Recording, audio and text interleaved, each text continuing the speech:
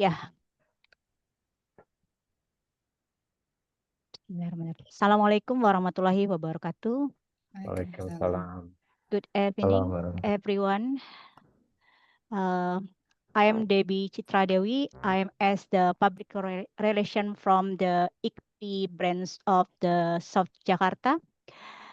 And thank you for joining our seminar tonight on the Friday, 24 October 2025. And also we have the good speaker right now. He is the Dr. James McMillan from the Charles Darwin University. Please correct if I'm wrong call the name. And our moderator, Mr. Triadi Mukti. Thank you for your as the speaker and the moderator. Before we start our seminar tonight, we have the good article that the title is the decade difference between the Indonesian and Australian approach to tax administration. That is good material. So our participant don't be shy and speak English because this room we can speak English and not just if our English wrong, yeah. Thank you for joining our event. This event English Club monthly. We try to monthly in English Club. So before the start in our material, we listen the Indonesia Raya and also Mars IKPI.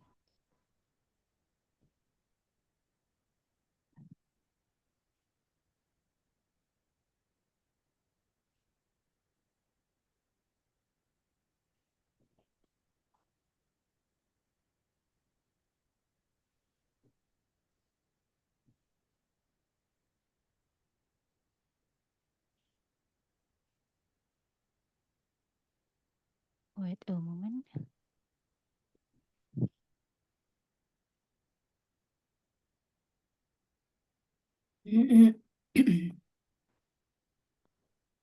Suaranya belum ada ya, Mbak Debbie?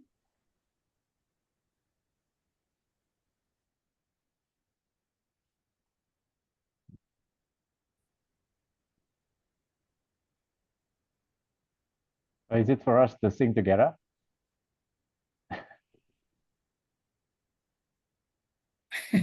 Mbak Debbie belum ada suaranya. Maybe you can sing for us, Baktriadi. Okay, let's sing. Sorry. The sound.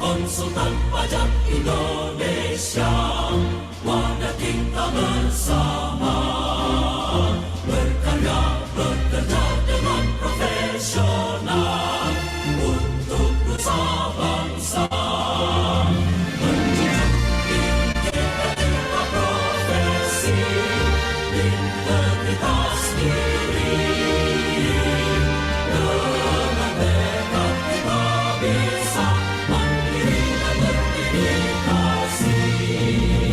IKPI mampu selalu di hati, IKPI Jaksel hati, IKPI asosiasi kelas dunia siap membangun bangsa dengan berasaskan nilai Pancasila, falsafah negara, bersatu padu bekerja sama, mengabdikan karya baktinya demi pembangunan yang merata di seluruh Indonesia. IKPI mampu selalu di hati, IKPI Jaksel hati, IKPI asosiasi kelas dunia siap membangun bangsa dengan berasaskan nilai Pancasila, falsafah negara, bersatu padu bekerja sama, mengabdikan karya baktinya demi pembangunan yang merata di seluruh Indonesia. IKPI jaya selamanya.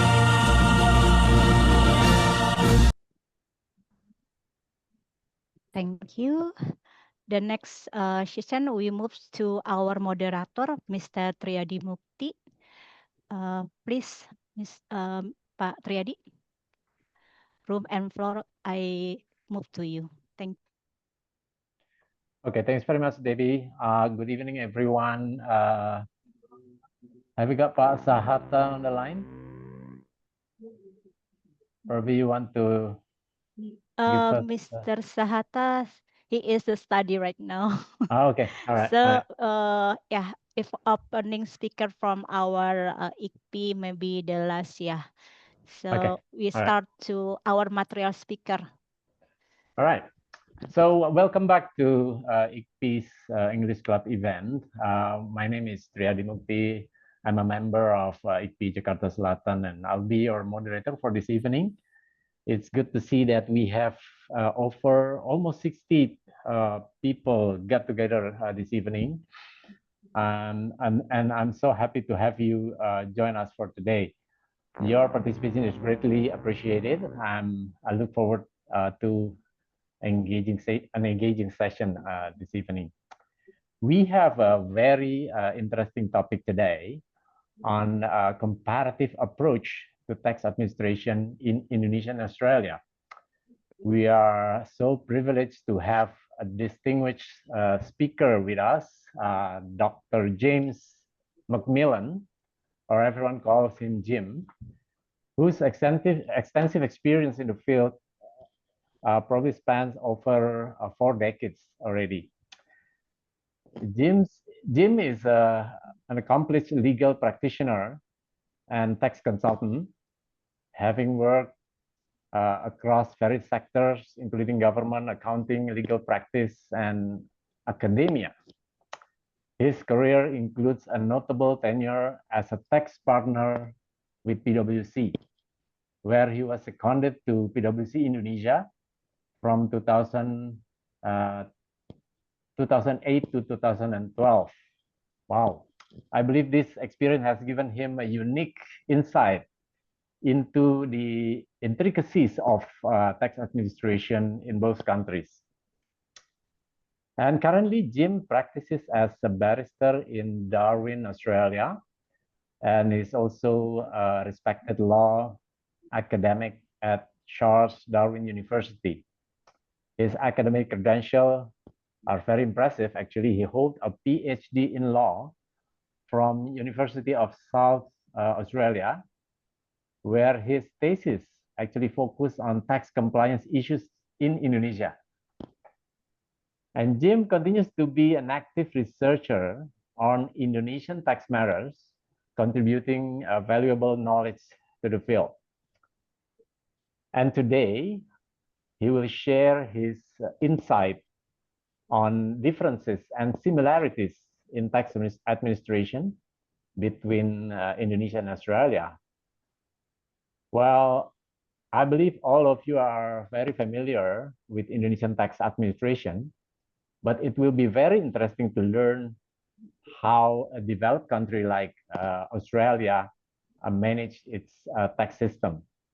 From my personal experience, actually, I think Australian tax legislation are very sophisticated. You know, everything is captured in the 4 thick books made of thin papers with small fonts, so making it very challenging for most people to master everything. Well, in contrast, in Indonesian tax law, you know, are covered in a very thin book, but it is supported by hundreds of implementing regulation underneath. So yeah, it's going to be very interesting. So before we start, probably I just want to remind everyone that this is intended to be an interactive event. So please feel free to raise questions, make comments, or share your experience throughout the session. Well, it has been quite a while actually since the last time I met Jim. We actually worked together in the same office probably over 10 years ago, yeah, Jim? So it is Nearly 20 years, nearly Triadi. 20 years. Okay, time flies. Time flies. So it is very nice to see you again, Jim. Even it is just online. So everyone, please join me in welcoming Dr. Jim Macmillan. Over to you, Jim. Well, thank you, Baktriadi. It's my great pleasure to be joining you as well this evening. And I did scroll through some of the names, and there are a few people there whose names I recognise. So hello to those of you who I have met in the past, as well as those who I have not previously spoken to. I was very pleased to learn that this was an English club. If it was a Bahasa Indonesia club, I would be in real trouble. My much to the disgust of my Indonesian should be much better than it is after all these years. So I thought, Lily, if we could just move on to the next slide, I'll just explain a little bit about Okay. who I am. So notwithstanding Triadi's very, very generous welcome, I thought I might just explain a little bit more about my background so you can get some kind of sense of where I'm coming from with what I'm going to talk about tonight and some of the observations that I make. So firstly, just about me, I've been working in tax since 1981, when I was actually still at university, which was not such an unusual thing in Australia in those days. So I started off working as a tax officer and worked in a range of compliance roles mainly, but also in issuing tax assessments and moving into providing dealing with complex advice issues. But my main role with the tax office was actually I was based in Canberra, so in the national office of the ATO, and I was involved in developing tax policy and especially implementing policy in legislation. So my particular project is 40 years old, just of last month, which was the introduction of a comprehensive capital gains tax in Australia, and that was, I guess, initially my my main notoriety was my involvement for 6 years in developing that legislation, and that's what that experience led me away from my original career as a lawyer and into the accounting world for more than 20 years with Pricewaterhouse and then later with PwC. So I was with PwC for more than 20 years. I was a partner for 15 years. I was the managing partner in Adelaide for 6 years, and then I was a seconded partner in Jakarta for 4 years. So when I came back to Australia, which was in 2012, I went back into legal practice. So I practice as a barrister, which in the Australian system there is a separation of roles in legal practice between people who appear in court and who provide advice, which is basically what barristers do, as opposed to solicitors who work mainly in the office. But there's close collaboration between the two branches of the profession in Australia, as is the case in most parts of the common law world as well. I don't do anywhere near as much tax work as I used to. I used to be 100% tax. These days I do a lot more things, and especially moving into a legal academic role. I actually don't teach tax. I teach a broad range of common law subjects. At the moment, my focus is on criminal law and civil procedure, so quite a long way away from what I do in my research time, which is still very much, I'm focused really on two things. I'm focused on tax research and still focusing on Indonesian tax research. But I also have a particular interest in reforming legal education and the pathway from university into legal practice. And I was especially interested in the practical legal training courses that are compulsory for new lawyers in Australia, which I've written about extensively and which has perhaps had some influence in triggering a major review of the Australian approach to practical legal training. So quite a different thing from what I did in my earlier career working in tax, although in some respects some similarities, because I've always been interested in policy and effective policy and effective implementation of policy. So I can't help myself if I see something that I think is not working properly, then my policymaker's instincts kick in, and I want to think about that and think about ways of doing things better, which is kind of a segue into the next slide, which thank you, Lily, for showing that up, showing that there. If we can go back to the previous one, sorry. I think sometimes when I've been, and I should explain a little bit more, that I did spend 4 years in Indonesia, as Triadi mentioned. I was there from 2008, 2012. And that's obviously what prompted my interest in Indonesian tax. And with my, always I have this underlying, I guess, policy brain that thinks about issues, is that very soon after arriving in Indonesia, I noticed very significant differences between what I was used to from an Australian perspective and what I was actually seeing in Indonesia, and how the two tax systems are actually quite different in the way in which they work. They're not that dissimilar in the way that they're designed. The tax capacity of the Indonesian system and the tax capacity of the Australian system is broadly the same.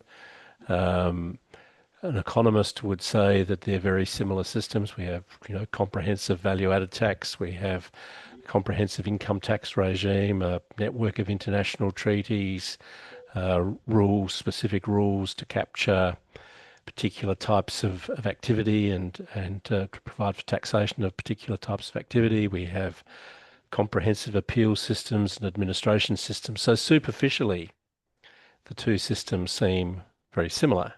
But as I quickly learned when I moved to Indonesia, that the superficial similarity is not always borne out in the detail, and especially the mechanics of how the two systems work.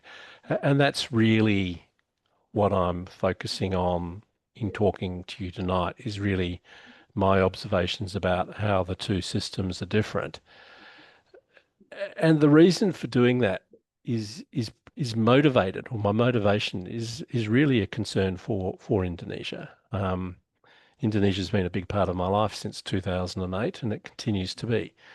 And I'm very aware of the challenges that the Indonesian government faces. I'm very aware of the political situation in Indonesia. I'm aware of the impact of widespread poverty in society. So I'm not blind in my observations. I'm very aware of those issues. But I'm also a believer in the importance of government in shaping society. And governments don't function without tax revenue. So in a sense, the welfare of society is built on the effectiveness of the tax system. And for Indonesia to achieve its future potential, to achieve its full potential, it does need to generate more tax revenue.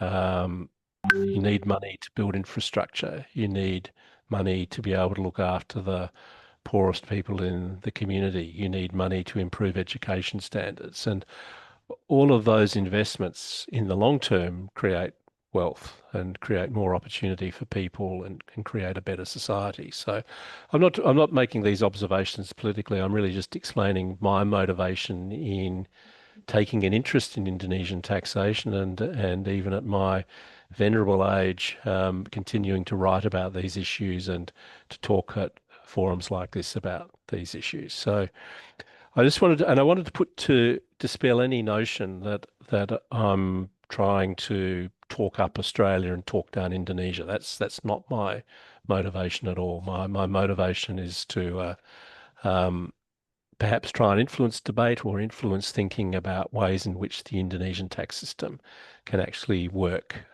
more effectively. So, Lily, if you can just move on to the next one, I will just talk about a couple of things.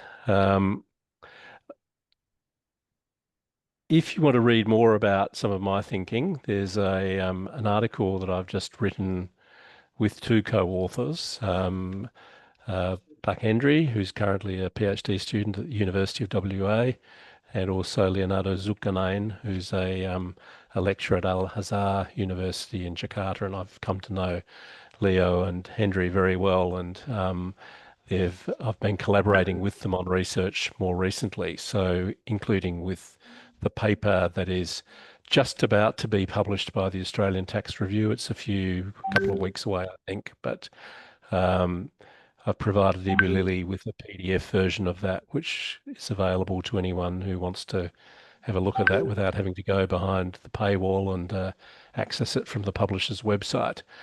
I've also published another article a few years ago, which is actually based on my PhD research. So if you're interested in that, you can gain access to it through an open access journal, which is available through an Australian website, which is Ostly. Ostly is quite a marvelous thing. It's a repository of a vast quantity of legislation, case law, journal articles, and so on about Australian law generally. And it's also a means by which you can access some journals, including the Journal of Australian Taxation, where I published an article that was mainly related to my PhD research. And if you really want to see what I think, I've also given you a link to my PhD thesis. A lot of people publish a thesis as a book. I've never gone down that path, and looking at it sometimes 4 or 5 years later, I think, oh, there are things that I would do differently now and things that I would say differently now. But it gives you a more, if you are interested, it gives you a much more comprehensive view of what I was doing. And what I was particularly focused on in that research was the way in which tax audit activity works in Indonesia. So I was looking more at the detail of how tax audits are conducted. And a big part of that research was actually interviews with tax officers from the DGT to find out what they did and what their motivations were when they were conducting audits. So a lot of the things that I guess I know about Indonesian tax is different from what I learned as a seconded partner with PwC, and a lot more based on that PhD research. So I mentioned Leo and Henry. I also wanted to just acknowledge the help that I received from the Universitas Gadjah Mada in Jogja in conducting that research through the Fakultas Hukum. I was intrigued with the video that we played at the beginning to see some overhead footage taken over the Gadjah Mada campus, which I think of very fondly, and I also just wanted to acknowledge the support that I've received from many people in Indonesia, friends and colleagues, and new friends and colleagues, and especially across the academic community in tax, especially at Universitas Gadjah Mada and also at Universitas Indonesia. And last year, when I was still at Curtin Law School, we staged a tax research symposium with about 25 participants, including Leonardo and Henry, but also with others. And so I got to know a large number of Indonesian tax scholars who are currently in Australia doing higher degree research degrees. Higher degrees by research, so mainly PhD students, and also a number of who have already finished their doctorates in Australia. So it's an interesting community, and Pak Henry has been instrumental in setting up an organisation in Australia called the Indonesian Tax Centre in Australia, which is supported by the DGT. So that symposium was organised in conjunction with Pak Henry and the Intact Oz team. So I just wanted to acknowledge that support, which has helped me get to where I am in my understanding of Indonesian tax. So I thought I'd give some structure. So this PowerPoint presentation isn't really a lot of detail in it. It's more to give you a framework for what I'm going to talk about tonight. But I was really looking at eight key themes. So if I just go back one slide, I'll just briefly run through what I'm going to talk about. So firstly, just looking at measuring tax collection performance and some of the differences in what Australia measures and what Indonesia measures. Data access is a major area of difference. So I'll talk a bit about data access issues. Connected to that, I'll talk about the different powers that the tax authorities have. So comparing the power that the DGT has compared with the powers that the Australian Tax Office has available to it. I'll also touch briefly on the way in which compliance activities are conducted, which I think is significant. because I'm an academic these days, I'll talk a little bit about tax morale, which is something that tax academics are very, very fond of talking about. I have my own views about how effective tax systems work, so I'll touch briefly on that as well. I mean, to give the game away a bit, there's no single driver for an effective tax system. It's like a symphony orchestra. The orchestra is made up from all the constituent parts, and the orchestra is not the same without some of those parts. So the effectiveness of a tax system is through the interconnectedness of many different features. So I'll talk a little about that. I need to talk about technology. So the Australian tax system is now very sophisticated in its use of technology. So I'll talk a little bit about that.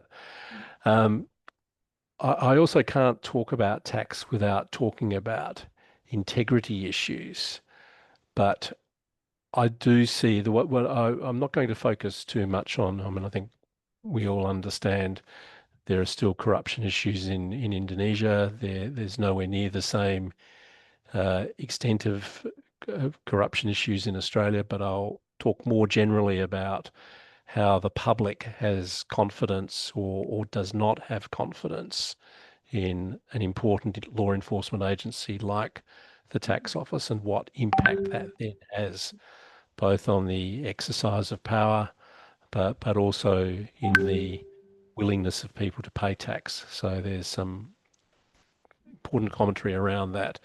And then lastly, I'm going to indulge myself a little bit and talk about some of the things that I think that perhaps Indonesia should be paying more attention to.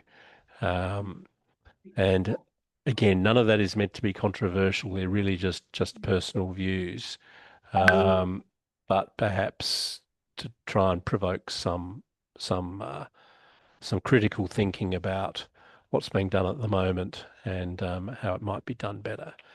So we can just now move on to my next slide. So the tax collection performance. We're talking about tax, so we need to talk about numbers.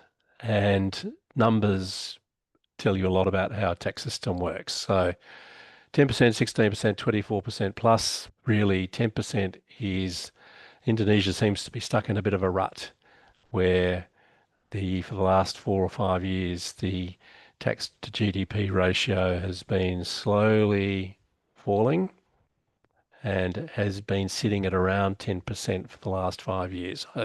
I saw some media coverage about 2 months ago saying that the performance for the 2024 year was 10.03% tax to GDP ratio.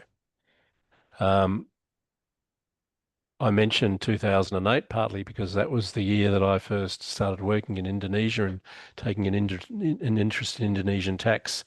And it's also the high point in recent years for Indonesia's tax collection performance. So in 2008, prior to the GFC, for those of you who can remember that, Indonesia was actually sitting at around 13% tax to GDP ratio.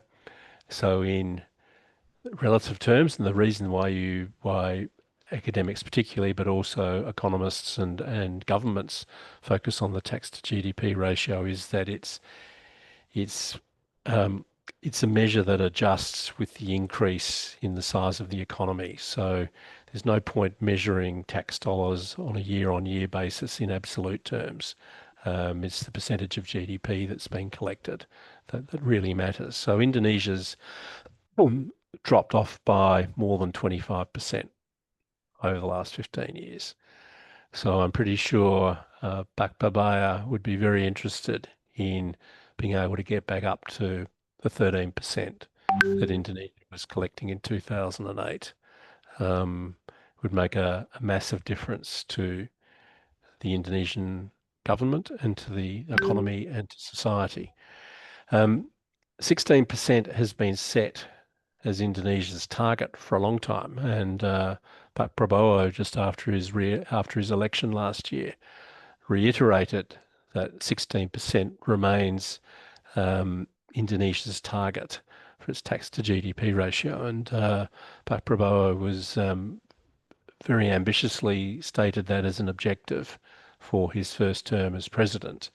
So to get from a tax to GDP ratio of 10% to 16%, it's going to require some real effort.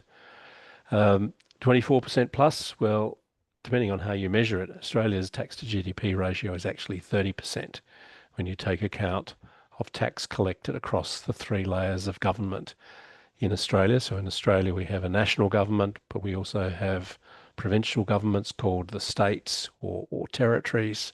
And then we also have a lower tier of government, which is like the wali kota, the local government layer. So across the three layers of government, about $800 billion is collected in tax. About 650 billion of that is collected by the national government, principally through the Australian Tax Office. So if you take all taxes together, it's about 30%. And Australia's tax to GDP ratio has actually been slowly increasing. Over the last 5 years, it's come up by about 10%, from 27% to 30%.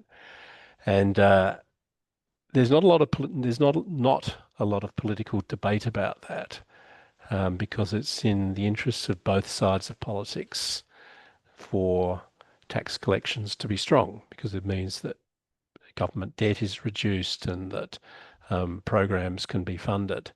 But I was quite surprised. I actually went and checked that data this afternoon before talking to you tonight.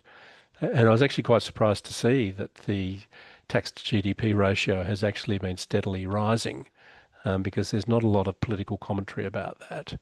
But if there's any real measure of increases in taxes, it's not the nominal rate that counts, it's the total amount of tax that's being collected. So in Australia, we do have rising tax collections. In a performance sense, the DGT is aware of the tax to GDP ratio, and each year in the DGT annual report, there's commentary around the DGT performance against the tax to GDP ratio.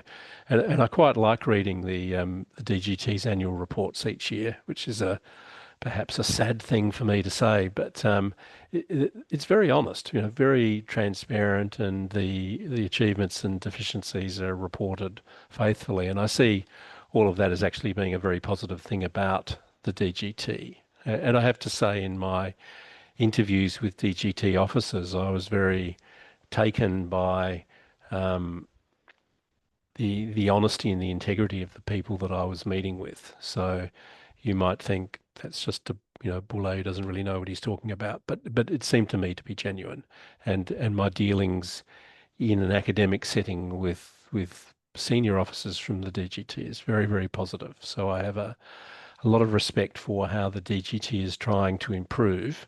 But as I say, Indonesia's performance is still stuck at that 10% mark.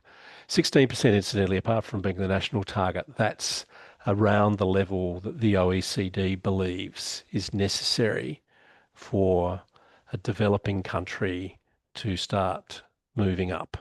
That it's the minimum amount of revenue that an economy needs to generate to lead to an improvement in society. So Indonesia is well short of that target.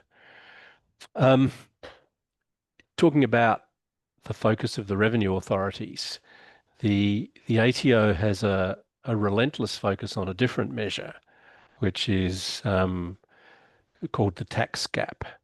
And what the tax gap measures is the difference between the maximum amount of revenue that a system can theoretically generate compared with the actual amount of revenue. So it's taking the system as it is. It's looking at the system in its current form with the current policy settings and tax rates and so on. And it's saying, well, how much of the maximum amount that system is capable of collecting are we actually collecting? And the ATO gets better and better. The tax gap is now around 7%. I think the estimates from my tax journey goes back 40 odd years. So I think in the early 80s, it was significantly higher. It was perhaps around 30%. So Australia has been working away at closing the tax gap for more than 40 years, and it's been successful. So on a world scale, so across all countries, there would be very few countries that are running at achieving a 93% performance and striving to continue to close the tax gap. So the ATO is a very public organisation in Australia. It has a very high profile, and people are aware of the ATO's activities. And I have to say, from my professional perspective, overall compliance levels have increased significantly. There are still cheats. There are still people who, we call it the black economy, people who do work for cash. But there are all kinds of factors that have pushed those people into the tax system and into compliance, and that's reflected in the tax collections. Indonesia's tax gap, well, it doesn't actually get measured, but my estimate, just based on the tax to GDP ratio, is that it's probably 60% or more. So there's a large amount of revenue in Indonesia that does not get collected, and I think everybody knows that. If you've got a tax to GDP ratio of 10%, then there's a significant amount of tax that's not being collected. There was one academic study which measured Indonesia's theoretical capacity to generate tax as being around 28%. That study was done about 10 years ago. So that's really where I get my 60% from. 10% on 28% is close enough to a 60% difference. And I think that's probably about right, that Indonesia's tax system is not likely to generate as much revenue theoretically as Australia's, but the tax gap is much bigger. I might as well mention this now because I'm not sure whether I really put it under any of my other dot points for tonight, but the ATO is an incredibly impressive organisation, and I speak that as somebody. I'd worked for the organisation for 10 years. I've spent the last 35 years working on the other side of the fence. So, but I'm now largely neutral. So working as a barrister, you tend to have a slightly more distant view of the world from working as a tax consultant. So I'm a bit more dispassionate these days. And the ATO is an impressive organisation. They give me work. When I say they give me work, they do things that mean people will come to me to get help.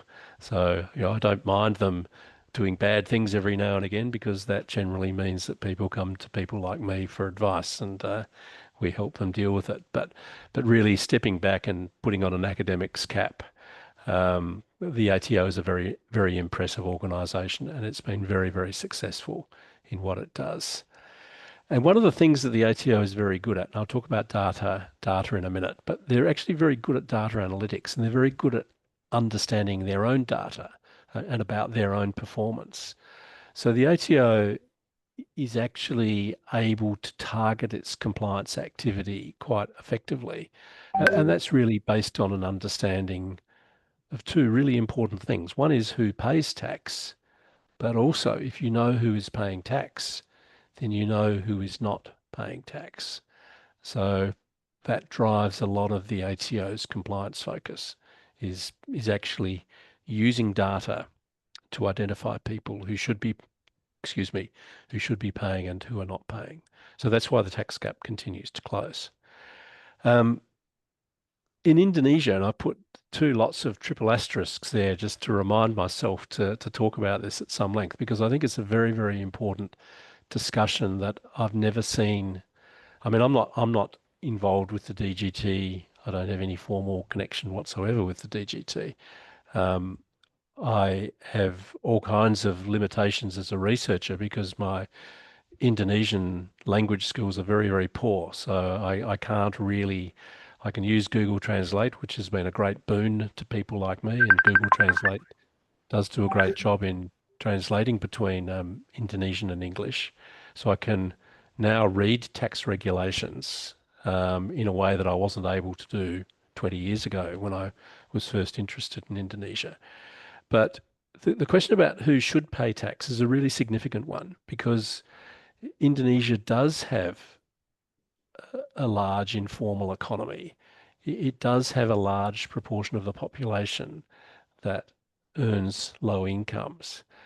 The business sector, I don't know the data. I don't know the extent to which the Indonesian economy is based on micro and small business.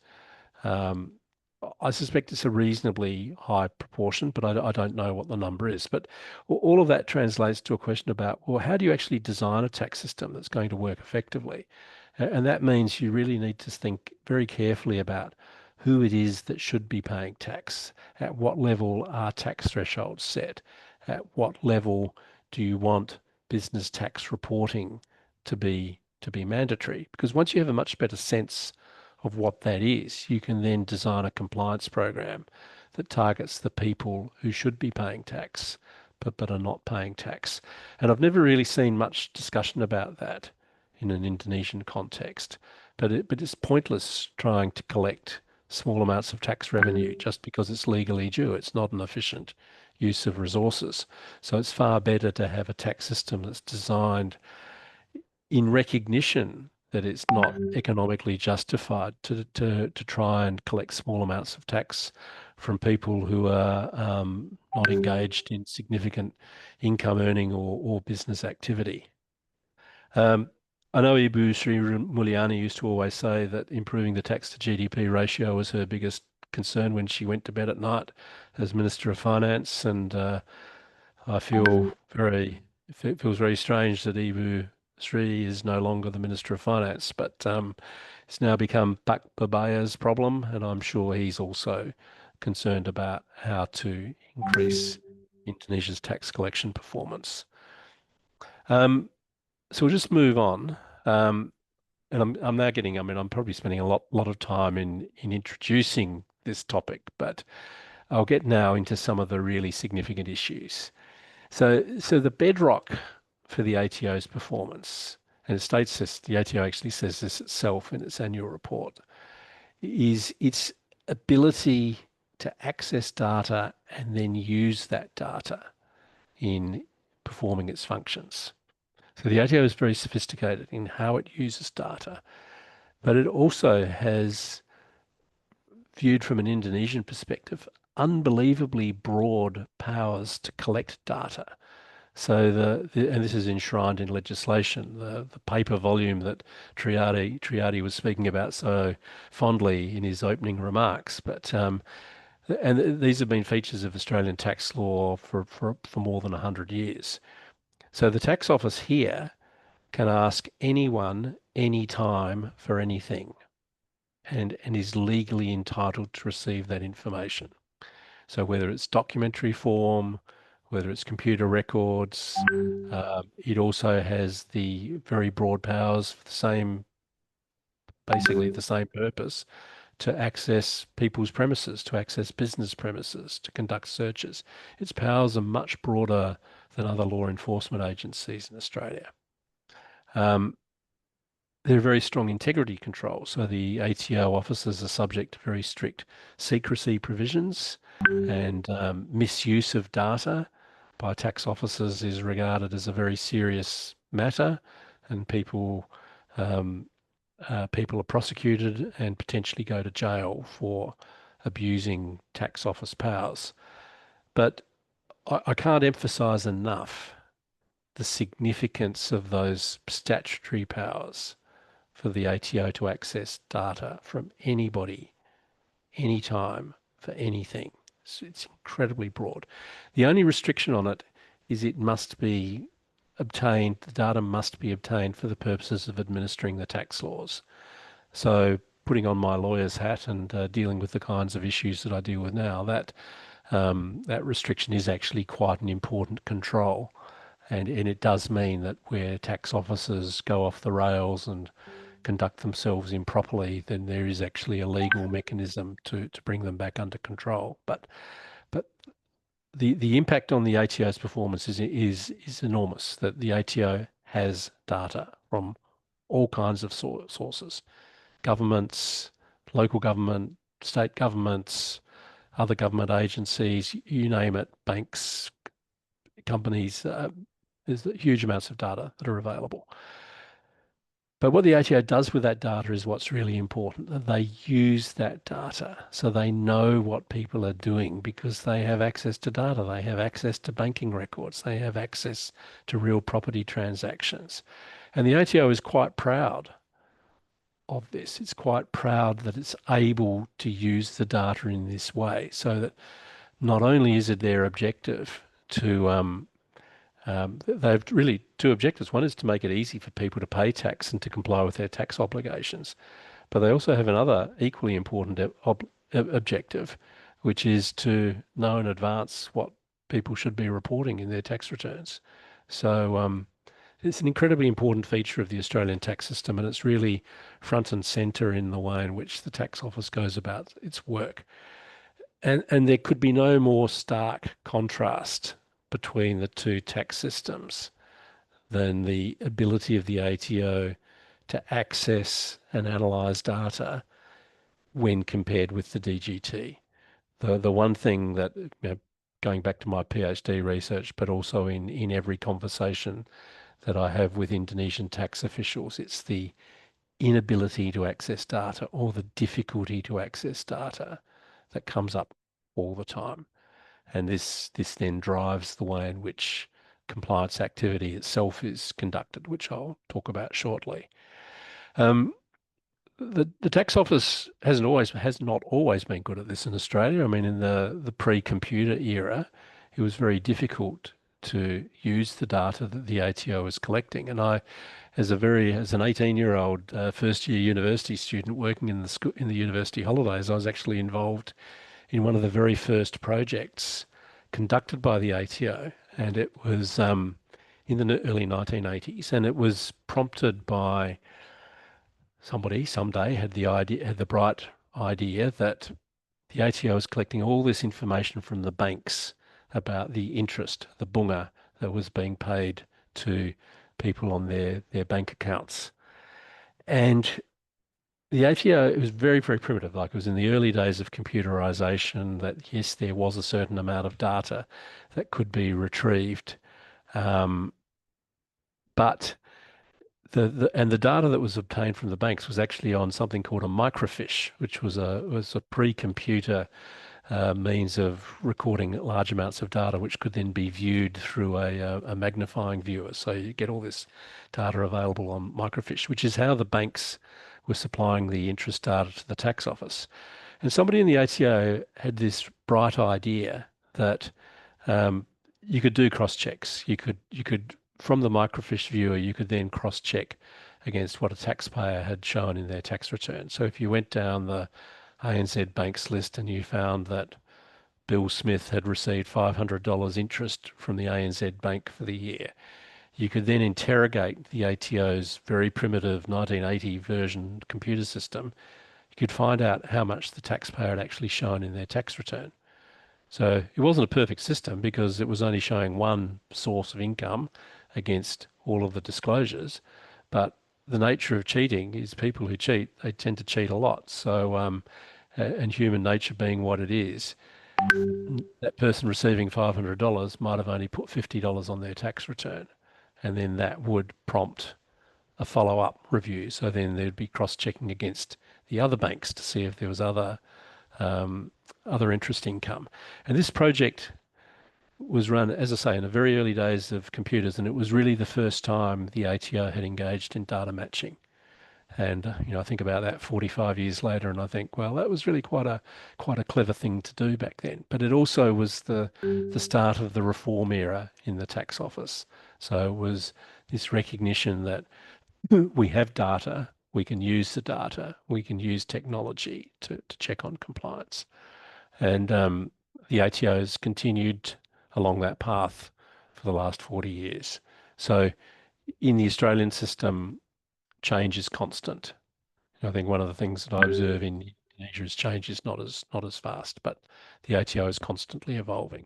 So there's a very significant difference in that respect with Indonesia. Move on, sorry. So the compliance powers.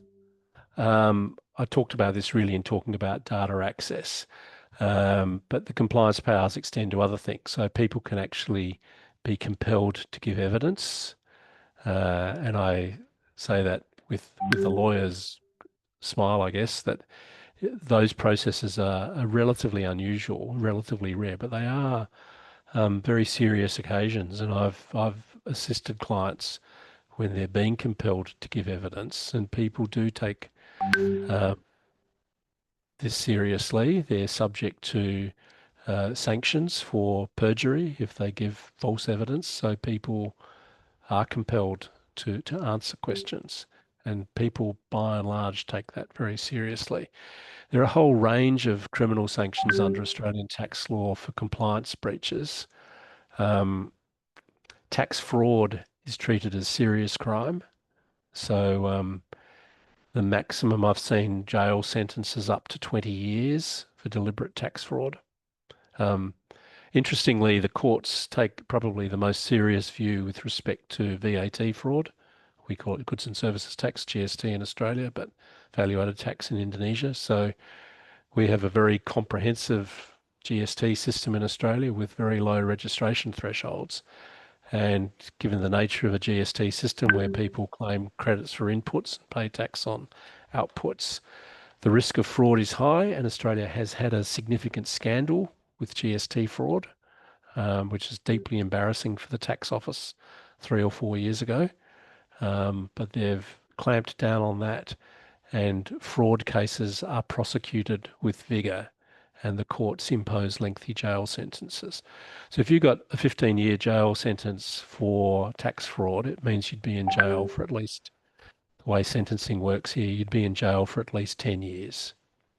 So it's pretty serious. You know, that's at the higher end of the criminal penalty scale in Australia, apart from murder. I mean, murder and serious drug offences are at the top end, but tax fraud is right up there. And there's not that many of these prosecutions each year, but there are a number of serious fraud cases. And they certainly get publicised, so people are under no illusions. One of the powers that the ATO has, which the DGT doesn't have, and which again is a very powerful tool, is called the default assessment power. So where a taxpayer has either not lodged a tax return and is refusing to lodge a tax return, or if it's so egregiously wrong, so deficient that it's delinquent, the tax office is actually allowed to make its own assessment based on information that it has in its possession. So the fact that the taxpayer isn't cooperating doesn't stop the tax office from issuing assessments. The fact that a taxpayer hasn't registered to pay tax doesn't stop the ATO from issuing a default assessment. So it's a very important part of the toolkit that the ATO has in pursuing tax compliance. Now, again, these assessments are relatively rare. They're also very notoriously difficult to overturn because you need to prove that the assessment is wrong. So default assessments are bad news, although again the power has to be exercised properly by the tax office. And if I lapse into boasting for a moment or two, I've had some very successful litigation involving the tax office where clients have escaped significant tax liabilities where the tax office hasn't used those powers properly. So, you know, we do have checks and balances in the system, but nevertheless, viewed from an overall compliance perspective, the fact that the ATO has that power is a great tool for ensuring that there is compliance. Exchange of information. The ATO is also very active in exchanging information under tax treaties with other countries, and it uses that information. There are people who have been shocked to get letters from the ATO saying, please explain why you haven't disclosed this income that you earned from this business in France in the 2022 tax year or something like that. So where Australia has received information from the French revenue authorities and has then actually actively followed up with taxpayers about not disclosing their tax return.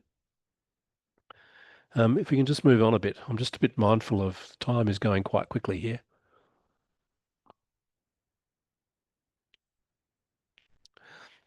Compliance practices, I probably won't talk about this too much tonight. I mean, I do talk about this more in some of the the articles that I've referred you to. But and part of this was my own direct observation from working with clients in Indonesia back in 2008 to 2012. But my overall sense was the DGT performs audits because it's required to. So principally because of the requirement to an audit in a refund case.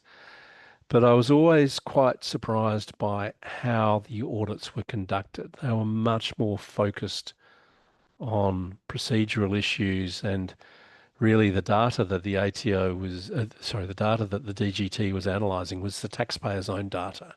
It wasn't really focused on external verification, and the audits weren't really focused on whether all income had been reported. It was rather discrepancies in the reporting of the information that was supplied by the taxpayer. What I was especially surprised by, comparing it with Australia, is that only a single entity would typically be audited, which I found extraordinary. That if you have a tax audit for a group of companies, and it's every company in the group that's part of the audit. So the idea that only individual companies would be audited was very surprising to me. The ATO is much more focused on actual risks, so non-disclosure or behaviours that are aggressive, or particularly the interface between the shareholders in the company and the company itself. That's where a lot of complex tax issues come up. So an ATO audit is quite different from a DGT audit. And when you start crossing over into private family groups or high wealth individuals, everyone in the family gets audited. It's not just one or two people. It's all the entities associated with the family, and all the different family members will get caught up in the audit as well. And of course, there's no need to have any reason to conduct an audit. The ATO can conduct an audit anytime it likes. And if there's one thing that's unlikely to trigger an audit in Australia, it's getting a tax refund. Getting a tax refund in Australia is generally seen as being an indicator that somebody is complying with their tax obligations, not non-compliance. So there's this, and I'm not alone. The organisations, particularly the OECD, has been critical of the mandatory refund audit requirement in Indonesia for 15 years. So it's nothing new, but it also hasn't changed. And it's very hard for me to get a handle on what proportion of tax audits relate to tax refunds.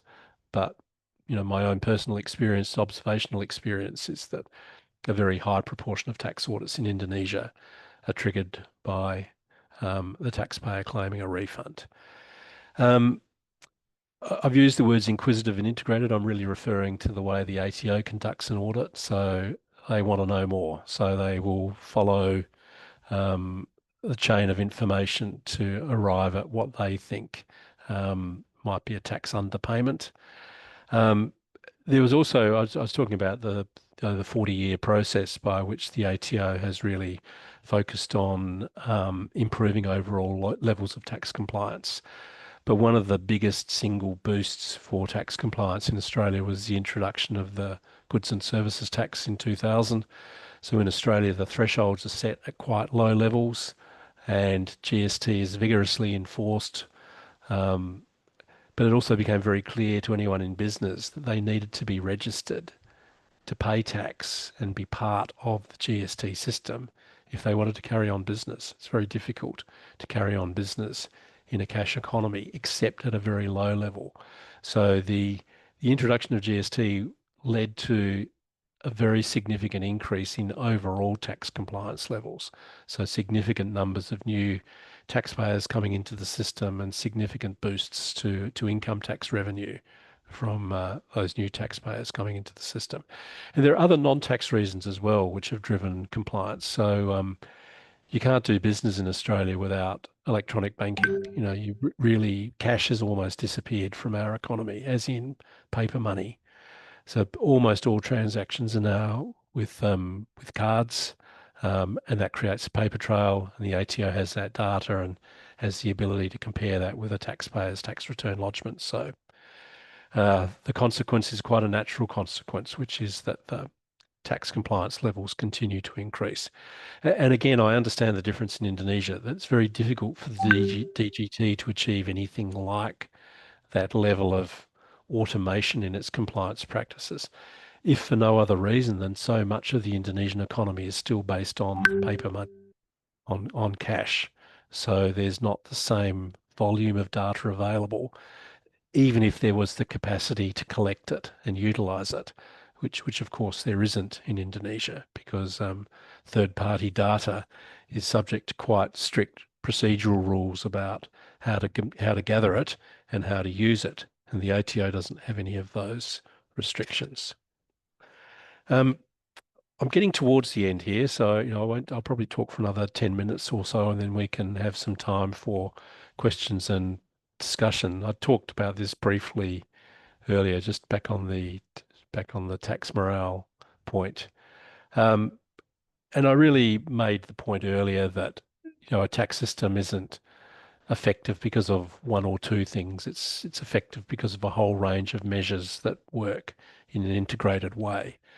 But I think in Australia, we've moved to a point where people expect that the ATO actually knows what they're earning, and they're just not cheating. So the cheating is now confined to small pockets where people, particularly the small business and particularly in dealings with private citizens, there's still an incentive to avoid tax by receiving cash payments rather than disclosing those payments through the tax system. But really every year the amount of that activity continues to reduce, and as a result the tax gap continues to get smaller and smaller. It is easy to comply in Australia. I'll talk about this a little. I'm kind of talking about some of the things that are on my technology slide, but because the ATO has all this data and uses it, when people lodge their own tax returns, they will find that that data has already been pre-populated into the tax return. The tax office is demonstrating to people, well, we know what you've been earning because we've been receiving the information from the people who paid you that income. So that is now a lot of people, if they choose to lodge their own tax return, they really just have to lodge it, that it's already been pre-prepared by the tax office because the tax office has got access to that data. And really, tax morale is no longer part of the debate in Australia. It's beyond the point of whether people feel good about paying tax or not. People just accept that they have to pay tax, and that's it. I'm not suggesting it's perfect, don't get me wrong, but it's vastly different tax-paying environment compared to even the pre-GST era before 2000. So the ATO has achieved a lot. If I just move on to the technology slide, this is a connected issue here. So we've moved beyond this idea of people being motivated to pay tax. Technology, so it's automated. There's a lot of real-time compliance activity. So if you sell real estate in Australia, the tax office will write to you and say, we notice that you have recently sold this property for such and such an amount of dollars, and please ensure that you disclose your capital gain properly when you launch your next tax return. So, and I'm not making that up, this actually happens. So the tax office is getting data from the agencies that record the transfer of land. They know what the price is because stamp duty is paid to the state governments. And the ATO obtains all that data and then cross-checks it against the taxpayer records that they have, and they will send out reminder letters. A lot of people use tax agents in Australia, and tax agents are becoming increasingly aware of compliance. And we have had a major scandal in Australia with my old firm, PwC, being too aggressive in some of its tax activities and paying significant price as a result of that. But it's a reminder to the tax profession generally about the need for it to act with integrity, and the high levels of tax agent involvement in tax compliance in Australia does also contribute to high levels of compliance. The ATO is very proud that they make it easy to comply and easy to pay. A lot of tax is withheld at source and so on. So it's probably enough on technology, but again, the point being that there is a significant difference between the way in which the ATO uses technology and the way the DGT uses technology. Just move on to integrity issues just briefly. I have covered some of this already, but and again, without wanting to over exaggerate. Sorry, next one. System integrity issues. There are many integrity safeguards. Anti-corruption is taken seriously. With a few minor blemishes, the ATO actually does have a very strong institutional record of integrity. And this is connected back with the powers that it has. If society has confidence in a regulator, then society will also tolerate that regulator having extensive powers and being able to use them. It helps that the ATO is the Commissioner of Taxation has a high degree of statutory independence. So it's the Commissioner of Taxation who's responsible for tax administration, not a government minister. And that keeps political interference out of the administration of the tax system. But it also contributes to this much higher level of community trust and faith that the tax office will do the right thing. It's also backed up by the very robust and independent judicial system we have in Australia.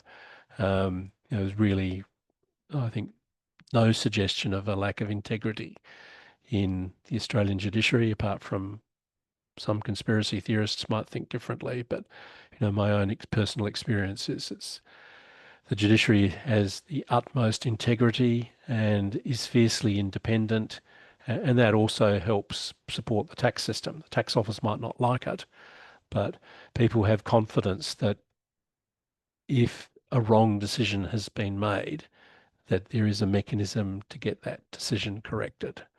And in my professional practice these days, that's mostly what I deal with. So it does work. It means people do have to pay for it, but it helps to boost the integrity of the system. I'll get on to the last bit because it's now, for me, it's 10:30 at night. It's 8 o'clock where you all are. But I just wanted to talk about some of the things that I think the Indonesia generally and Indonesian government especially really needs to think about. And the number one there is, I think the DGT is a bit of a toothless tiger, or the expression that we use in English. Now, I say that with some hesitation because I know that in Indonesia there is not the same level of confidence in the integrity of the government officials and the tax office. So I know that. But to break the paradigm, to get that tax to GDP number up, it's not going to increase just overnight because people start paying tax. It doesn't work like that. And the first step to improving the DGT's revenue collection performance is actually to give the DGT greater powers. And that will require legislative reform in Indonesia. I don't think you can do that through implementing regulation. It would need changes, so that would lead to political debate and all the consequences that comes from that. But nevertheless, I do think that's something that should become part of the debate in Indonesia. Second point, and I could get myself into trouble by being too critical because I don't really mean to be overly critical of the foreign aid programs, but there are a number of donor agencies that assist the DGT, and the ATO is one of the major donor agencies. And I look at some of the programs that have been funded, and I think there's it's good to be doing something, but you need to. I don't know quite how to express this without sounding like I'm being insulting. So I really need to be quite careful in how I put this. But perhaps I should put it in the positive way: is that foreign aid should be targeting at actually improving the DGT's core capabilities. And this partly goes back to my point right at the beginning about Indonesia needing to have a better understanding of who should be paying tax, and then designing tax compliance programs that target those people who should be paying tax and are not paying tax. And that then flows into developing skills like conducting tax audits effectively and conducting cross-border tax audits effectively and using information effectively to ensure compliance. Whereas I think a lot of money gets spent on measures that are attractive but don't really achieve merit very much. And I actually noticed something. I was looking at the 2023 DGT annual report recently, which I think is the last one that's available. And there was just something that I noticed that was really quite surprising from an Australian perspective. And it wasn't, there was no comment on it in the annual report, but it was saying on the one hand that there are 73 million registered taxpayers in Indonesia, which sounds like a staggeringly high number. And that's increased enormously in the past 10 years. I think it used to be 10 years ago, maybe, it was 15 million registered taxpayers, now up to 73 million taxpayers. But then I also noticed that only 18 million people lodge tax returns. So it means that a lot of effort has gone into signing up 55 million people as taxpayers who don't actually lodge tax returns. And, that's in an organisation that is resource constrained. I find that just staggering. But anyway, it's part of, I guess, my comment about using foreign aid money wisely and focusing on things that are going to make a difference. And I use the analogy: there's no point. You can't focus on how to decorate a cake if you haven't baked the cake in the first place. And I think the Indonesian tax office really needs to focus on the cake, not the icing. You need to get the cake first. I make the point there are no magic bullets. There's no simple way to change a tax system. It requires a long period of sustained effort and integrated effort to achieve change. And I think maybe that's not really well understood either. There's perhaps a mentality that we just need to do this and then that will be the shift in the outcome. It doesn't work like that. It needs to be I guess, a master plan, but a real focus, a holistic focus on change, not just individual measures. And I've noticed the number of niche tax initiatives that Indonesia has introduced, and these are all measures that will generate some revenue, but it's not dealing with the systemic issues. In that category, I probably include tax amnesties. I'm not sure if I know that Indonesia has a record of tax amnesties. And the last tax amnesty, the one thing that I noticed is that the tax to GDP ratio didn't increase, neither in the year of the tax amnesty nor in subsequent years. So that tells me that the effort that went into the tax amnesty didn't really shift the dial, that whatever revenue was collected through the tax amnesty was simply offsetting other revenue that wasn't being collected. So I really am very suspicious of tax amnesties, and in many respects they're counterproductive because they send the wrong message to people that if you don't pay your tax, it's okay because we'll allow you to pay a reduced amount of tax if you participate in the amnesty. So I don't think tax amnesties work. I think, I talk about political courage. Yes, it does take enormous political courage to change a tax system. There are people who don't pay tax, who the rich and powerful have powerful incentives to continue to avoid paying tax, and it's going to take a lot of courage to actually encourage widespread compliance. I didn't put this in the slide, and I'm a bit hesitant to talk about it, but when I was talking about who should pay tax and who pays tax and who should pay tax, and again I make the comment knowing that there's not a lot of data available to explain this, but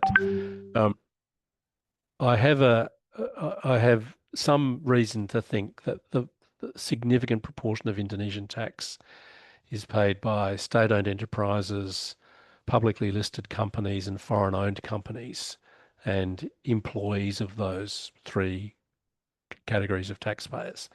The foreign-owned companies have to comply because it's part and parcel of their business registration process in doing business in Indonesia. The same with state-owned enterprises and listed companies.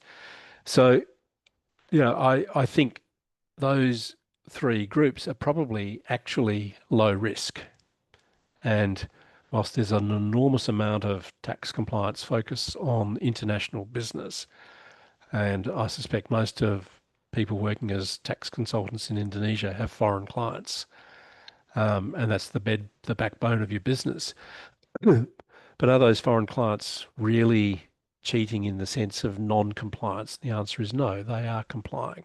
There are issues at the edges. Certainly transfer pricing is a big issue, but transfer pricing is not the evil that it's sometimes characterized as. And international businesses have got much better at complying with transfer pricing obligations over the past 25 years since it first became a major focus. So in a roundabout way, what I'm really saying is that Indonesia's cake, the tax cake that isn't being made at the moment, is domestic, and that there needs to be some honest discussion around, well, how much extra tax does the domestic tax base need to generate for Indonesia to improve that 10% tax take? I'm not for a moment suggesting that the DGT ignores the international taxpayers or state-owned enterprises or listed companies, but I am suggesting that there needs to be more focus on where in the domestic economy tax is not being paid where it should be. And again, I think back to my own experience as working in a tax practice in Indonesia, and I'm sure many of you will have come across this as well in doing tax due diligence, the extent to which businesses are not paying the correct amount of tax.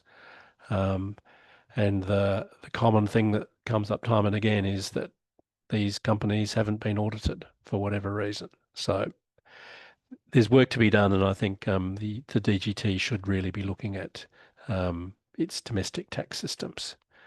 So that's probably enough for me. I've spoken for an hour and 15 minutes, which is longer than I usually like to speak in one go. So I'll hand it back to you, Triadi. I can have a drink. Thanks very much, James. That was very insightful. It is interesting that actually the ITO started from the data, and they can maximize the data. They know how to use it and how to capture it in the beginning, and to use it for tax collection purposes. I think that's one of the gap in Indonesia, probably because, well, I haven't done any research, but the question is why Indonesian Tax Office, Indonesian Tax Authority cannot capture all the data. Is it probably because significant part of the answer is it doesn't have the power. Yeah, or probably because part of the economy is actually moving below the radar. Well, that's the other element of it, which is the who should pay tax question. Look, there's no point chasing tax from small business. Oh wow, it is not captured by the system. Probably a lot of transactions are happening below the radar, below the system, outside the system. So it's not properly captured. but the lack of data means Mm. that it's not being detected through a backup system. There's no backup to ensure that there is compliance.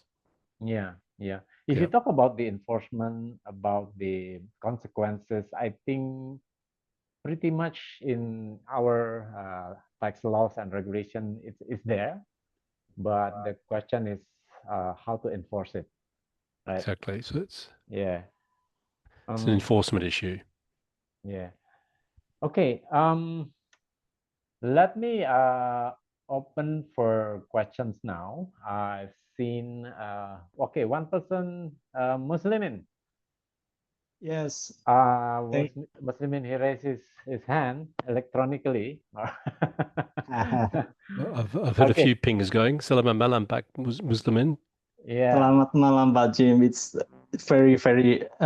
Thank you very much for your insightful presentation, and I really appreciate the perspective from the Australian tax authorities, tax legislation and system. But I would like to comment about your last conclusion that basically about the power to collect taxpayer data. Basically, in under Indonesian legislation, there are so many statutory power for the tax authorities, DGT, to collect taxpayer data, both directly or indirectly in general provision laws, that DGT is authorized to obtain data and information from the government institution, private entities, and third parties. And then there is also Indonesian CRS system. We call it as automatic exchange of financial accounts information from financial institution and any third parties in Indonesia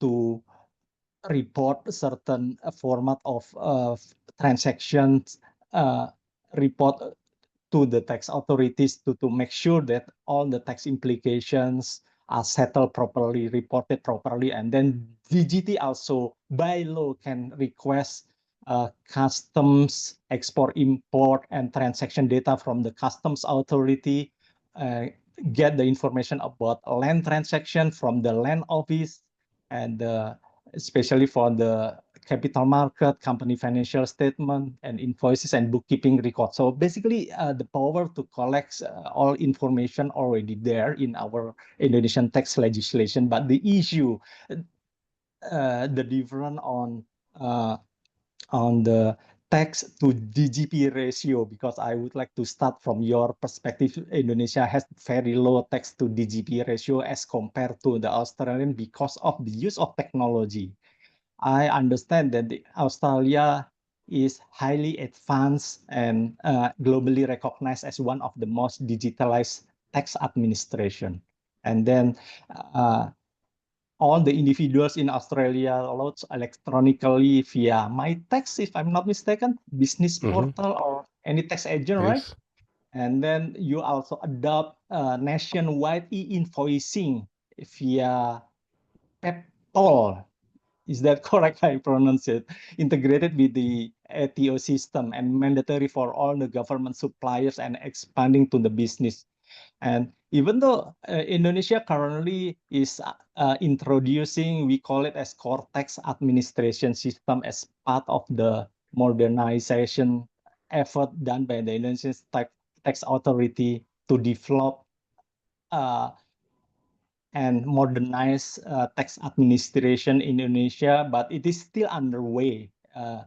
2025 is just the first year we go live with the core tax system, and there are so many bugs and slowdown in the integration. But again, I noticed that the most critical issue is that not the collecting data, because all the data currently already collected and centralized in the tax office, big data in tax office data center, but they are lack of the integrity system, how to integrate and to translate all the data already collected into the tax collection revenue, how to issue assessment correctly based on the data to the correct taxpayer, because you also raise who is basically to pay the tax, right? And that must be based on a data.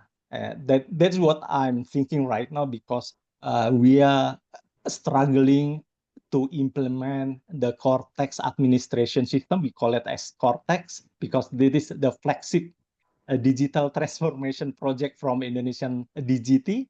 And yeah, we are still struggling how to combine the commercial transaction, issuing the VAT invoices, domestic withholding tax slip, etc., and the export-import documents to very integrated information to determine the correct tax implication. That is, I would like to comment from your presentation, but I understand now it's quite late in Australia, because I would like to raise a question about Australian group taxation, because currently a lot of Indonesian conglomerates would like to expand their business to Australia, because Australia has abundant, rich natural resources, right? And then some of Indonesian conglomerate would like to expand their business to acquire the mining right in Australia, and then they just realize the difference consolidating taxation system as compared to Indonesia. So, but again, I will leave it to you whether you would like to capture this, but or you prefer to discuss about more strategic and tax policy perspective rather than the tax legislation in very detail. Okay, that's all from my end, Jim. Thank you, Pak Muslimin. I mean, we have had a tax consolidation system in Australia for nearly 30 years. So it's but that's a bit separate from what I was talking about with the audit activity. Is that the way the ATO conducts audits is will follow a trail. So it doesn't just stop. It doesn't just say we are auditing this company. It will audit other people that are connected with that company and other companies that are connected. So I think I called it, I can't remember what I called it, inquisitive, and it's a more inquisitive and integrated approach to audit than in Indonesia, which tends to be, we are auditing this company and then we will decide whether or not to pay the tax refund. And that's pretty much the extent of the activity. But yes, I take your point about the Indonesian tax authorities having the power to collect data. It's the issue comes about in using that data. And this is where the ATO has moved. Like I compare it to my journey, as I said, it started in 1980, so 45 years ago. And that was at a time when the use of technology was very, very primitive in the ATO. I remember it, like I remember there were paper tapes, the taxpayer data was able to be retrieved from paper tapes, all kinds of manual systems in place. But even since then, the ATO has been working towards ways of using technology to improve compliance. And, countries, I'm very sympathetic to the issues in Indonesia, that you can't just overnight go from the current system to the Australian system, because there are so many interconnected pieces that have been put together over the last 45 years that have made the modern tax office. But you got to try. Nothing will change otherwise. Yes. All right, thank you. Yeah, thanks, Muslimin. I think we have another one. Okay, So Mas Rudy is there. Hello, Mas Rudy. Apa kabar? Yes. I hope you still remember me. Of course I remember you. We had a lunch, I think the first week or second week when you joined PwC, and we were talking about your exorbitant price of wine and exorbitant price of wine and how sweet the bread in Indonesia. Okay, that's for intermezzo. Roti manis. Recall nostalgia. Yeah. I think actually I have two things. The first one is comment, and second maybe question about a little bit Australian tax actually that I'm facing now. Okay, my comment is simple. you can see from your explanation that the so many gap, the gap is so big, the difference. I don't know when Indonesia can achieve that, like Australia, all the data available and we can tax effectively and efficiently. I just recall when I'm visiting PwC Sydney. This is a bit joke, so to make it more relaxed, not too serious. When I share about Indonesian tax to the tax team at PwC Sydney, when I was at technical team at PwC Indonesia, I only comment this. This is a joke, actually it's a joke. You Australia have so many regulations. Your taxation is like garden. Indonesian tax have so many gray area. It's like a forest. We understand our garden, Australian tax garden is so big, even bigger than our Indonesian tax forest. But sir, in the garden, you will never get lost. In the forest, even smaller, you still can get lost. And all the tax, PwC taxing only left. Okay, that's a joke. Okay, my second question is about Australian tax. Sorry, but to make it quicker, to give the other opportunity. So this is my situation is the parent entity Indonesia gives shareholder loan to Australian entity. The amount is so big, the Australian entity never paid principal, interest never paid. So now the Australian entity is we're proposing to close the Australian entity liquidation. Basically, it's closed. And then the shareholder loan will be forgiven. So how is the Australian tax? Is it subject to tax, CIT in Australia? If it is subject to tax, can it be offset with the fiscal loss? The entity is always in loss position. I think that's all for me. Sorry. Well, I probably need Just to a take some. short question, quick question. I'd probably need to take some instructions from you, Mas Rudy, to give you a proper answer to It's that. okay. Just But I mean, yeah, the short answer is yes, of course.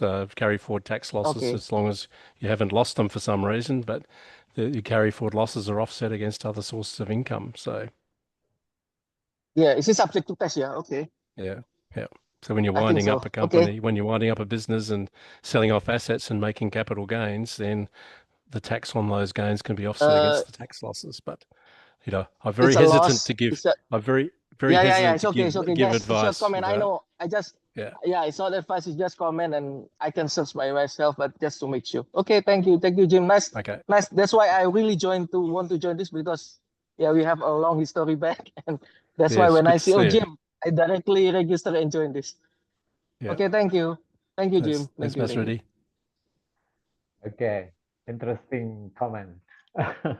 What about the anggur merah or the roti manis? Roti manis and anggur merah.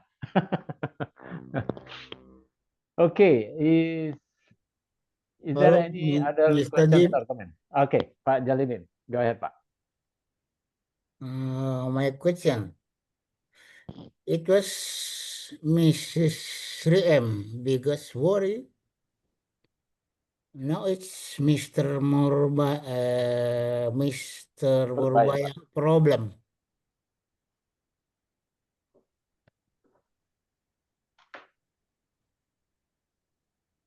It was Mrs. 3M biggest worry.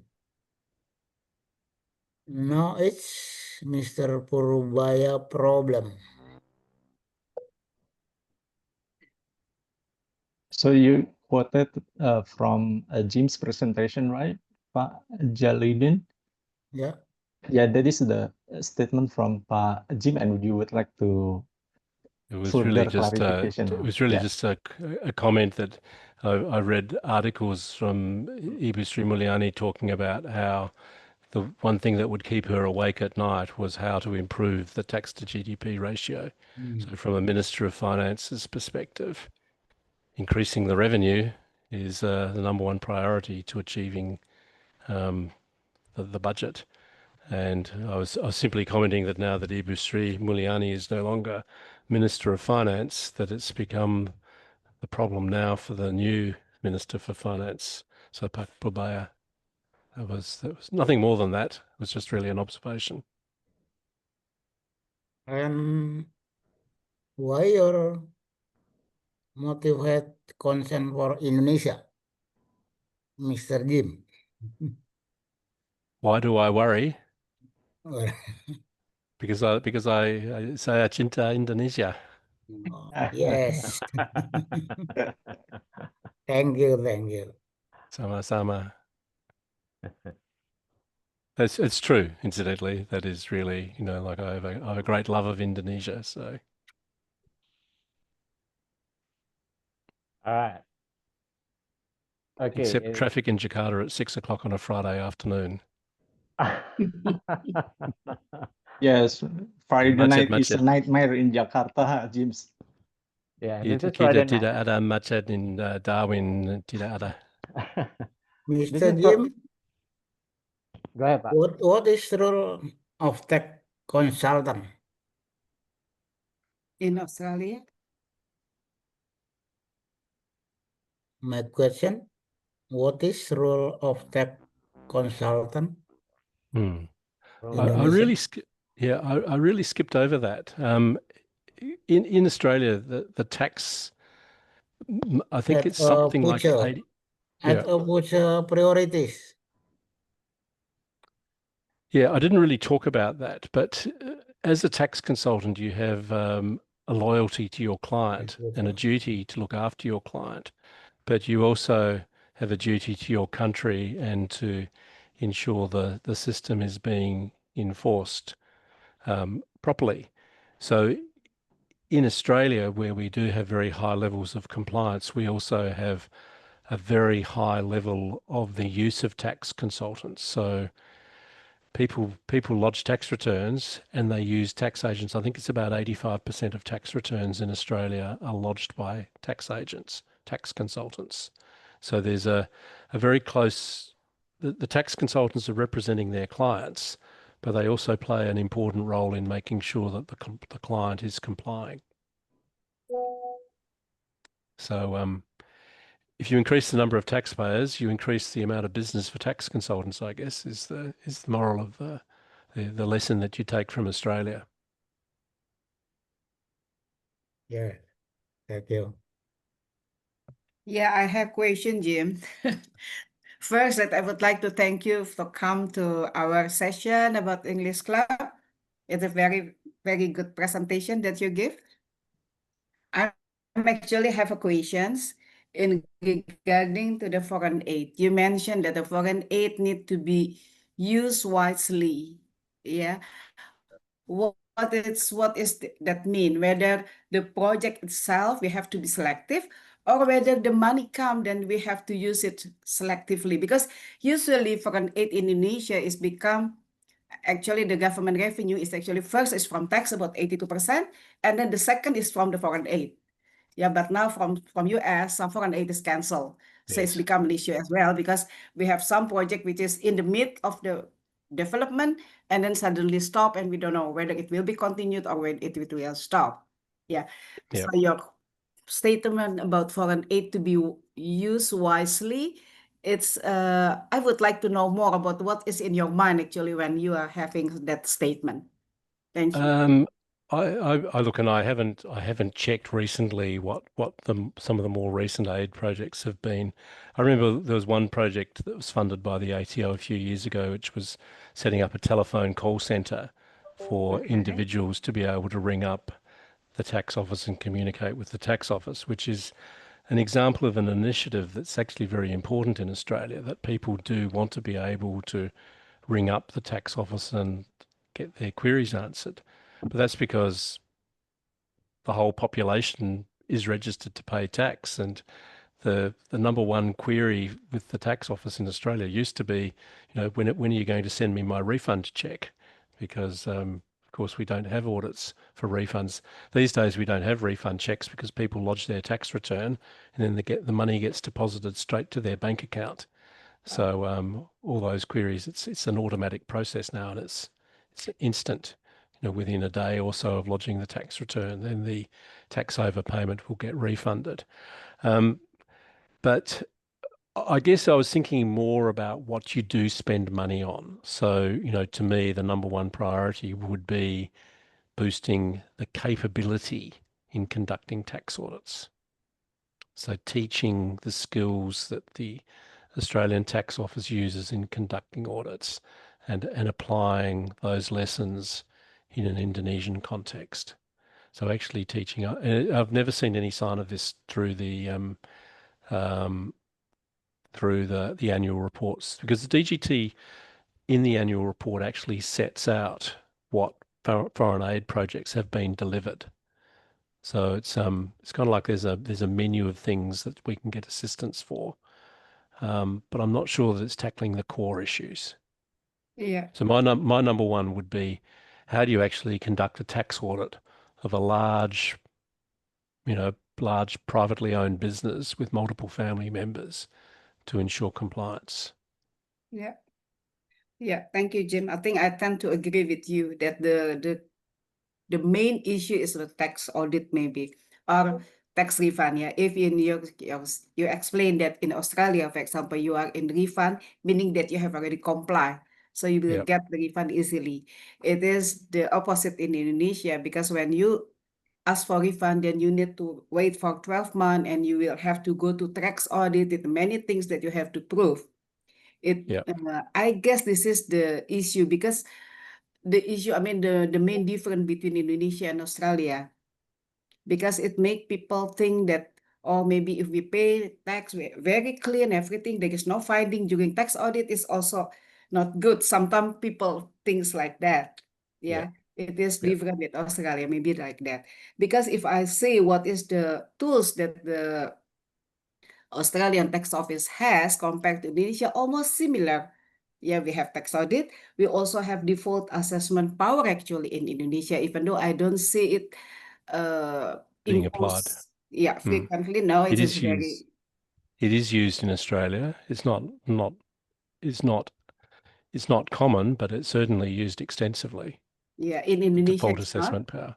Yeah. Maybe that is in the law actually there is a tools like that.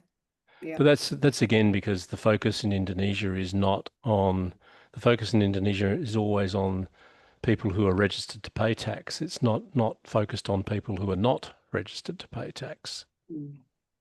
Okay. We've got to move beyond that in Australia because we have such high levels of taxpayer registrations. But the ATO is still very interested in people who are not registered and trying to stay outside the tax system.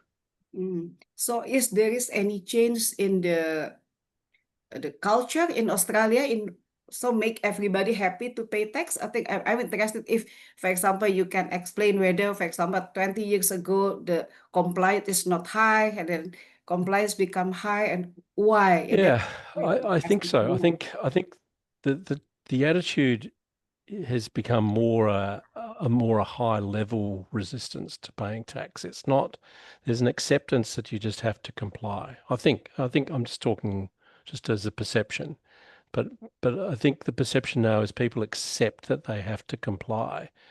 And in part that's because they know the tax office knows already anyway. So, it's become it's almost ceased to be an issue. But what people do complain about is high levels of taxation. And I was actually surprised it was really just when I was looking up some things this afternoon that I realised that our tax to GDP ratio has been going up. There's no real political debate about that, which I'm surprised by. I was surprised to learn that our tax to GDP ratio had actually increased. But people do complain about, high taxation, wasteful government spending. They're always part and parcel of the political debate in Australia. It's very easy to accuse governments of wasting money. It's also very easy to accuse governments of taxes being too high. So people have that high level resentment about tax, but not so much that I'm not going to disclose something because I don't want to. People have moved beyond that. Okay, thank you, Jim. Jim, just to connect with Ibu Lily, sorry to interrupt. Just to connect with Ibu Lily question, but basically, so the foreign aid and technical assistance you are referring in the presentation is the foreign aid and technical cooperation program funded by the Australian government to Indonesian DGT to develop capacity building assistance to DGT, right? But because I understand that 5 or 7 years ago, there's training for the Indonesian tax officer that has the opportunity to learn directly from the ATO's experience and the best practice in the tax dispute resolution procedures, litigation management, evidence presentation, and preparation of the court documents. But and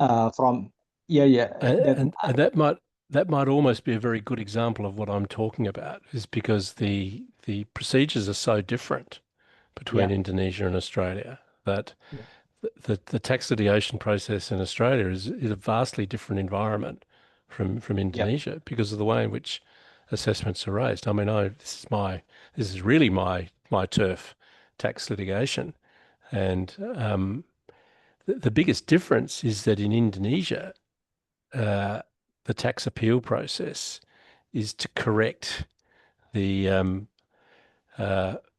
audit assessments, and the audit assessments are often issued in a rush. I mean, I could go into all kinds of detail, but because there's the 12-month rule to complete the audit, I know from my PhD research, and I know from the tax officers, that they would often rush to complete the tax audit, and then the only opportunity for the taxpayer to be able to get the bad work done during the audit corrected is through the tax appeal process.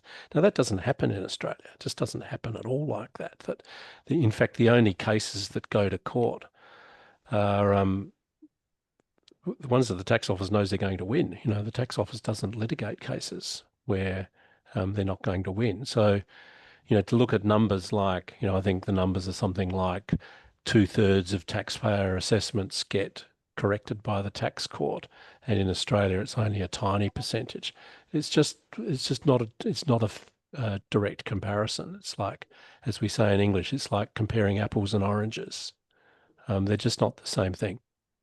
But you know, and I see, you know, through my own LinkedIn feeds and so on, and you know, the various people that I have connections with, I see news about visiting delegations from the Indonesian tax office to the Australian tax office, and I think, well, that's all very lovely, but I'm not sure that it's achieving much.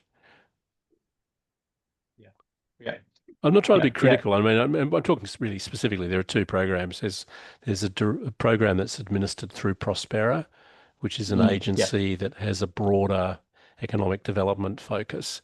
And then the ATO itself provides direct assistance. So there are programs that run through Prospera, and then there are other assistance programs that the ATO runs itself. And, you know, I know there's a team of people in the ATO who have specific responsibility for liaising with the DGT and coordinating that support. Yeah.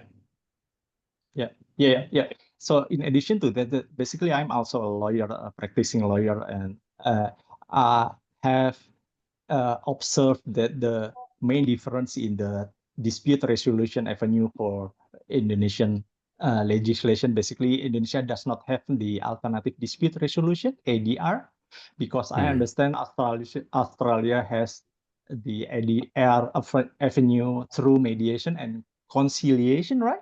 And we don't recognize the ADR in the current tax dispute. And that's also directly relevant to the final outcomes when cases go to court, because before an assessment is issued, there's extensive negotiation between the taxpayer and the tax office anyway. Normally, in a normal audit, there will be extensive opportunities for the taxpayer to put their position. There is then a formal process of an objection, which is dealt with within the ATO, but is much more independent than the objection procedure in Indonesia. In Indonesia, the objection is, you know, I don't like to say it, but really very much a rubber stamp. Whereas in Australia, the objection is actually a genuine independent review by different people. If a taxpayer is still dissatisfied, then they can appeal against the objection decision. So we call it merits review, but there's full merits review available through the the Administrative Review Tribunal in Australia. Beyond the ART, there's a right of appeal to the federal court. And then beyond the federal court, there's a right of appeal to the High Court, although not very many cases are actually heard by the High Court. So normally the federal court's the end of the line. But we have a merits review process, and we also have an appeal process that's available on points of law. And these are processes that are very independent. But the ATO success rate in federal court appeals is very, very high. It'd be in the 90% range, because they won't run a case if they're not going to win it. There's no point. Whereas in Indonesia, the only real layer of appeal is the tax court. That's it.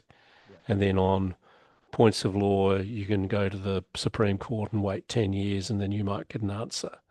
But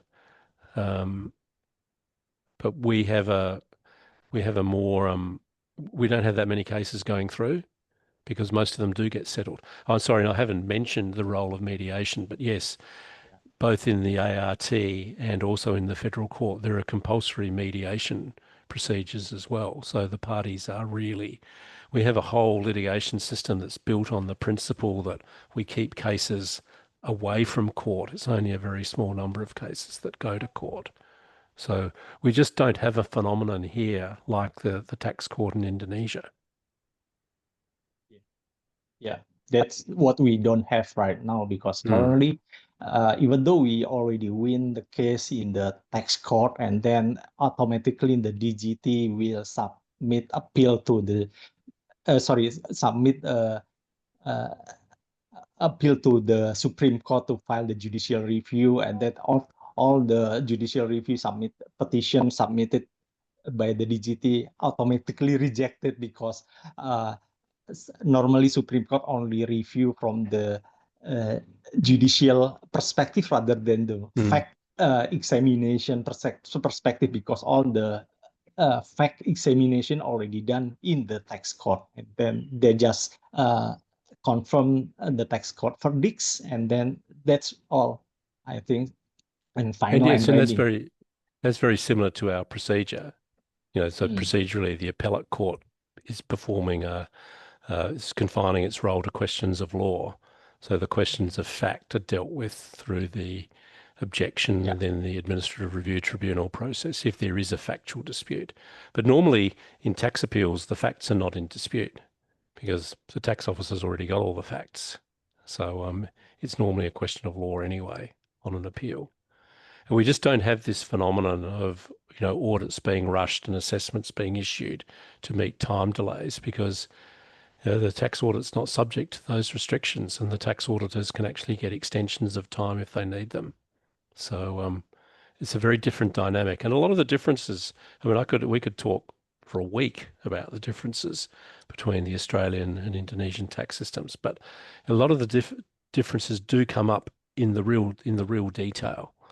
And I think this is actually one of the challenges for the aid agencies, is that they don't necessarily have that understanding in detail of how different the Australian approach is to the Indonesian approach. And your example of sending DGT officers off to Australia to learn about handling tax litigation is a good example of that I suspect nothing was learned. Thank you, Jim. So basically, a lot of my colleagues raised their hands, and I will leave them to. I'm getting lots of questions there. Sorry, thank you very much. It is 11:15 here for me, so I think I probably need to say maybe only two more questions. Right, exactly. So I open up for a couple more questions, and the first probably Pak Imran Harahap. Okay, thank you, Pak. Yeah, okay. Yeah. Go ahead, Pak. Jim, I would like to ask maybe your view on VAT regulations in Indonesia, particularly on the input VAT, because generally under Indonesian VAT law, input VAT can only be credited against the output, taxable deliveries. So if the deliveries is not subject to VAT, then the input VAT cannot be credited and should be treated as an expense for the Indonesian company. So technically it's not becoming a neutral because on that particular non-taxable deliveries, input VAT will not be able to be credited. Now, in this session, I would like to seek your view on this VAT treatment in Indonesia. Look, I'm not an expert on Australia's VAT by any means. I have a fairly high level knowledge. I mean, we do have apportionment of input tax credits in Australia as well, but you know, we have very few. We have a very limited range of transactions which are not actually subject to VAT for supplies that are made during the course of a business. So it's perhaps not such a big deal. I haven't really talked about Indonesia's VAT at all tonight, but you know, one of the biggest differences between our two tax systems is actually the VAT system. In Indonesia, I think it's only about 40,000 registered VAT entrepreneurs in Indonesia out of a population of 300 million people. In Australia, with 30 million people, we have about 8 million, literally about 8 million registered enterprises for VAT. So the actual operation of the Australian GST and the Indonesian VAT is vastly different. That Australia's GST is covering the vast majority of economic activity in Australia, whereas Indonesia's VAT is it's a tax for larger businesses. It's not a tax that's paid on most of the economic activity. I wonder why Indonesia bothers to have a VAT. Frankly, it would be better to have a comprehensive services tax and sales tax regime rather than having a VAT system, because it's not working. But anyway, that's perhaps peripherally an answer to your question, but I can't really answer your direct question. I'm sorry about that. All right, thank you, Jim. I know it's a bit of a radical thought to say that Indonesia should abolish its VAT, but it's a fairly considered view of mine that because Indonesia doesn't operate a true VAT system where all increases in value in the supply chain are actually subject to tax, then why have a VAT at all? It's only going to be paid by a small number of entrepreneurs, and it could be replaced with a sales tax. Not that I'm a big fan of sales taxes either, but anyway. But that's on the assumption that a VAT is a properly functioning VAT, which Indonesia doesn't have. Okay, I guess in the interest of time, it's getting very late in Australia. Last question from Pak Rizka. Okay, good evening, Jim. Selamat malam. Selamat malam. My name is Rizka, and I work for Indonesia Tax Authority. About Australian taxation from these books, Walter Kluwer, Australian tax. Oh yes, yeah, Master Tax Guide, yes. Yeah, I learned some of Australian tax system, and I have a question about the topic about the law. Indonesia have civil law, and Australia have common law, and I think like countries with common law like have advantage because the decision of the court always like it cannot change. Like there's like some certainty. Well, in Indonesia, we have civil law, like judge decision is not final. Sometimes we get exact case with different judge decision. What do you think about that? Is really Is the difference common law? I think the answer is there are a lot more similarities between civil law jurisdictions and common law jurisdictions than is often thought to be the case. It's often thought that the two systems are quite different, but actually they're not. They're actually very similar. And especially, you know, there is no common law of taxation. There is no common law right to tax. It's not like the common law of the criminal law or the common law of civil liability is based on, you know, the ancient cases decided in England 1,000 years ago. That's the source of the common law. There's no common law right to taxation, which in fact was what the whole English Revolution of 1649 was. The English Civil War was fought on that principle, and so legislation is always required to impose taxation. And in our system, at least, as Triadi said in his opening remarks, we have voluminous tax legislation in Australia. The Master Tax Guide is just a fraction the size of the actual tax legislation. But when it actually comes to an appeal process, the appeal processes are not that dissimilar. The tax court functions very much like the Administrative Review Tribunal does in Australia, but it's dealing with a much bigger volume of cases because of the different way or the different role the tax court plays in Indonesia compared to Australia. And likewise, the judicial review procedure in the Supreme Court is very similar to the same kind of, we even call judicial review in Australia. But an appeal to the federal court or to the high court proceeds on very much the same basis. It's not looking at factual issues, it's looking at the application of the law.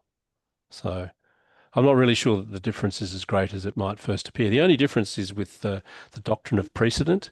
So in Australia, to a greater extent than in Indonesia, the decisions of courts are binding on other courts dealing with the same issues.